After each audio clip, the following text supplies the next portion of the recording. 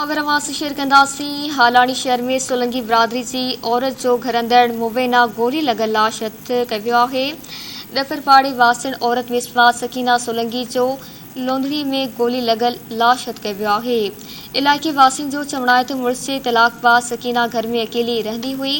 इतला ते पुलिस पहुची लाश ज़रूरी कार्रवाई बाद संदसि पीउ सुल्तान सोलंगी ऐं भाउ हवाले करे छॾियो आहे। हालाणी मां ख़बर आवाज़ शेयर कई पिया। हालाणी शहर में सोलंगी बिरादरी जी औरत जो घर अंदर मुबैना गोली लगल लाश हथ कयो वियो आहे। डफरपाड़े वासिण औरत मिसबा सकीना सोलंगी जो लोंधड़ी में गोली लगल लाश हथ कयो वियो। इलाइक़े वासियुनि जो चवणु आहे त मुड़ुस जी तलाक़बाज़ सकीना घर में अकेली रहंदी हुई। इतला ते पुलिस पहुची लाश ज़रूरी कार्रवाई बाद संदसि पीउ सुल्तान सोलंगी ऐं भाइरनि हवाले करे छॾियो।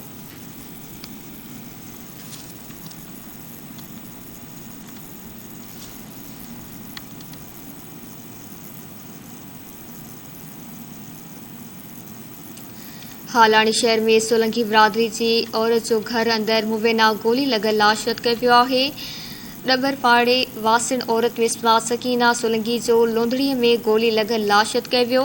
इलाइक़े वासियुनि जो चवणु आहे त मुड़ुस जी तलाक़बाज़ सकीना घर में अकेली रहंदी हुई। इतला ते पुलिस पहुची लाश ज़रूरी कार्रवाई बाद संदसि पीउ सुल्तान ऐं भाइरनि हवाले करे छॾियो।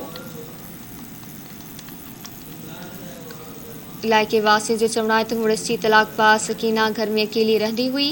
इतला ते पुलिस पहुची लाश ज़रूरी कार्रवाई बाद संदसि पीउ सुल्तान सोलंगी ऐं भाइरनि हवाले करे छॾियो आहे। ब्रेकिंग न्यूज़ अवां हालाड़ी मां शेयर कई पिया। हालाणी शहर में सोलंगी बिरादरी जी औरत जो घर अंदर मुबैना गोली लगल लाश हथ कयो वियो आहे। इन जा वधीक तफ़सील मालूम कंदासीं इदरीस तो खां। जी इदरीस, आगाह कजो।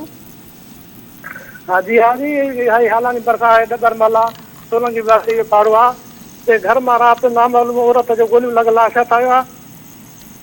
लाश औरत जो मुड़ुस जो कुछ ॾींहं पहिरां 2 महीना पहिरां 4-5 महीना पहिरां ख़ुदकशी कई आहे। में टपो ॾिनो जेको जंहिंजो लाश कंडियारे भरिसां मिलियो। उन खां पोइ औरत पंहिंजे ॾेर सां शादी कई। वरी हाणे कुझु 4-5 महीननि खां पोइ उन ई औरत जो लाश जेको आहे पंहिंजे ई घर मां गोली लॻल हथ आयो आहे, जंहिंजी का शादी न मिली सघी। महिरबानी इदरीस तफ़सीलनि जे लाइ।